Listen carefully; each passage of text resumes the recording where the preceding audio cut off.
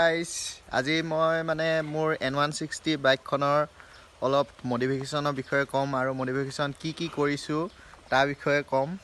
এতিয়া চাওক এখন মডিফিকেশ্যন কি কৰিছোঁ। এইখন মোৰ হৈছে N160 টপ মডেলখন। মই ইয়াৰ মডিফিকেশ্যন কৰিছোঁ। এডাল হৈছে ক্ৰেছ গাৰ্ডডাল অনলাইনতে মগাইছিলোঁ। এডাল চাওক,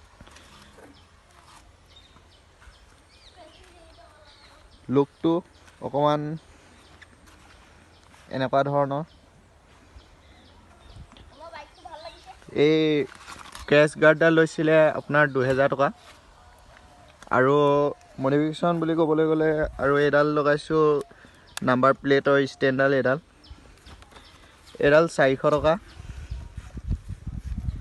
আৰু উইণ্ডশ্বিল্ডখন ফিট কৰোঁতে মেলোঁতে মানে আপোনালোকৰ অকণমান কষ্ট হ'ব।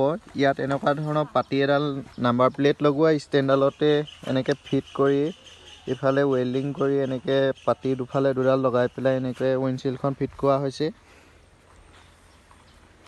আৰু মডিফিকেশ্যন তেনেকৈ অইন একো নাই কৰা। আৰু এইখন লগাইছোঁ, এইখন ফুটৰেষ্টখন।